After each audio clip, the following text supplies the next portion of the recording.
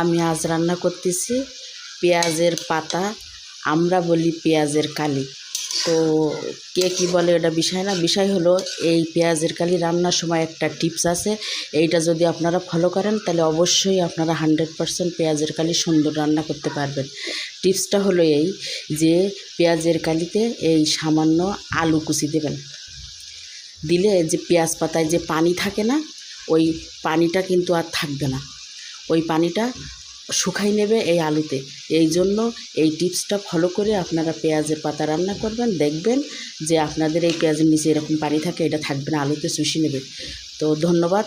আর একটু পেঁয়াজের পাতা একটু পেঁয়াজ কম লাগে, পেঁয়াজটা একটু কম দিবেন, আর একটু হলুদ আর কাঁচামরিচ দিলেই আপনার, আর পরিমাণ মতো লবণ দিলেই কিন্তু আপনার পেঁয়াজের পাতা রান্না রেডি। আল্লাহ হাফেজ। আমি আজ রান্না করতেছি পেঁয়াজের পাতা, আমরা বলি পেঁয়াজের কালি। তো কে কী বলে এটা বিষয় না, বিষয় হলো এই পেঁয়াজের কালি রান্নার সময় একটা টিপস আছে। এইটা যদি আপনারা ফলো করেন তাহলে অবশ্যই আপনারা 100% পেঁয়াজের কালি সুন্দর রান্না করতে পারবেন।